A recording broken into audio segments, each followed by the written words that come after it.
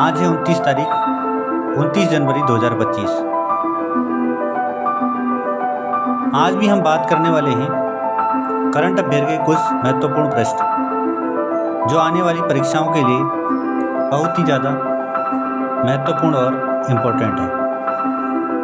तो चलो वीडियो में बढ़ते हैं आगे और हमारे प्रश्नों की तरफ रुख करते हैं।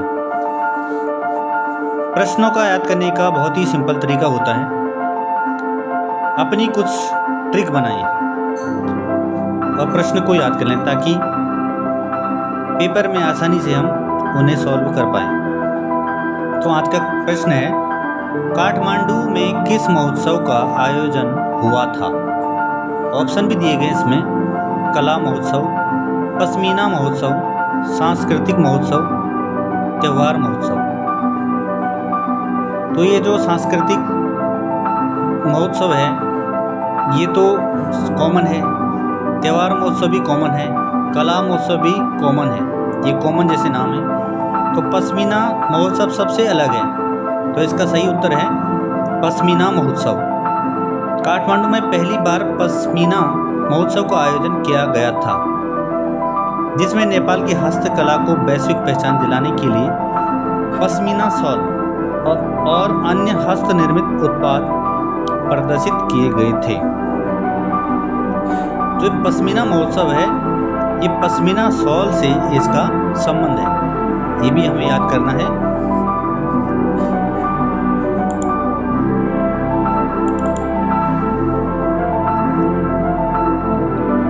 उत्तराखंड ने किस कानून को लागू किया है? समान नागरिक संहिता, बाल विवाह प्रतिबंध, पर्यावरण संरक्षण कानून, शिक्षा अधिकार कानून। इस क्वेश्चन का हमने जिक्र कल भी किया था और ये आज ये क्वेश्चन फिर आ गया है, यानी कि बहुत इम्पोर्टेंट है। तो उत्तराखंड ने समान नागरिक संहिता कानून को लागू किया है। उत्तराखंड ने समान नागरिक संहिता लागू किया, जो सभी समुदायों के नागरिकों को समान अधिकार और कर्तव्यों का आश्वासन देता है। इसके साथ ही विवाह पंजीकरण अनिवार्य किया गया है।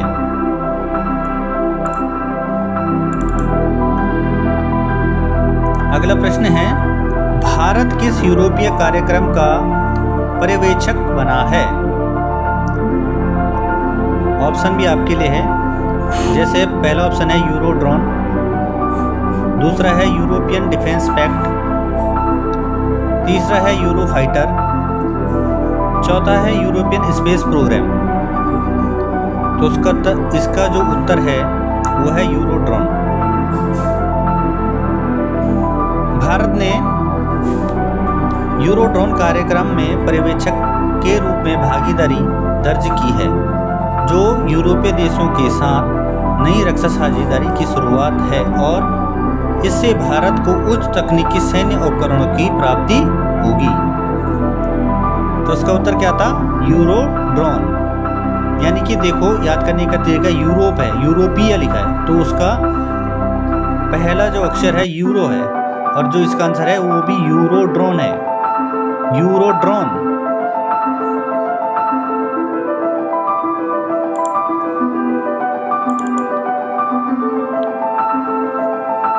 अगला प्रश्न है, LPSC के निदेशक के रूप में किसे नियुक्त किया गया है? S Krishnan, S Mohan, Ramakrishnan Kumar, Arun Kumar. अब जो ये SLPSC है उसकी फुल फॉर्म हमें याद होनी चाहिए, जैसे launch vehicle propulsion system centre इसकी फुल फॉर्म है। तो इसके जो निदेशक हैं वो जो नियुक्त किए गए हैं वो हैं एम मोहन को भारतीय अंतरिक्ष एजेंसी इसरो के द्वारा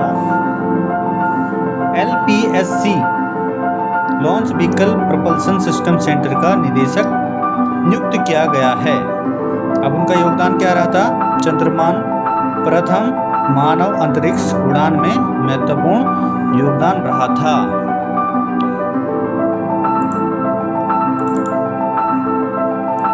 अगला प्रश्न है, स्मृति मंधाना ने कौन सा पुरस्कार दूसरी बार जीता है? तो उन्होंने कौन सा पुरस्कार जीता है? स्मृति मंदाना एक क्रिकेटर है। ऑप्शन बी आपके लिए है। तो उन्होंने कौन सा प्राइज जीता है? आईसीसी महिला ODI cricketer of the year award उन्होंने जीता है। स्मृति मंदाना ने आईसीसी महिला ODI cricketer of the year का अवार्ड दूसरी बार जीता है। ये बहुत इंपॉर्टेंट क्वेश्चन है, ऐसे क्वेश्चन बार बार पूछे जाते हैं, इन्हें हमें ट्रिक से याद करना है। अगला प्रश्न है, क्रेडिट कार्ड की संख्या पिछले 5 वर्षों में कितनी बढ़ी है? 50%, 75%, 2 गुनी और 25%। तो 50% तो हो नहीं सकती है, 75% भी नहीं हो सकती है, क्योंकि 5 सालों में कहाँ 75-50% होगा, 25% होगा। तो इसका जो तीसरा ऑप्शन है 2 गुनी क्रेडिट कार्डों की जो संख्या है वो बढ़ चुकी है पिछले 5 सालों में। लोकसभा चुनाव 2024 की सीरीज चुनाव का पर्व, चुनाव का गर्व के लिए किसे सम्मानित किया गया? राज्यसभा, दूरदर्शन, एनडीटीवी न्यूज, जी न्यूज को। तो इसका उत्तर है दूरदर्शन।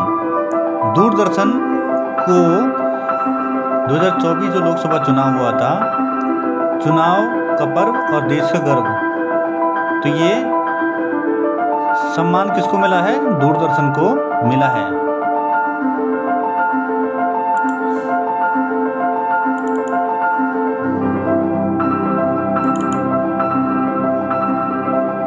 अगला क्वेश्चन है, आरबीआई बैंकों को कितनी धनराशि प्रदान करेगा? बैंकों का बैंक किसे कहा जाता है? आरबीआई को कहा जाता है। तो इसमें ऑप्शन है आपके लिए 50,000 करोड़, 75,000 करोड़, 1.1 लाख करोड़ और 2 लाख करोड़। तो इसका उत्तर क्या है? 1.1 लाख करोड़ रुपए बैंकों को धनराशि की जो राशि है वो प्रदान करेगा। कौन प्रदान करेगा? आरबीआई करेगा।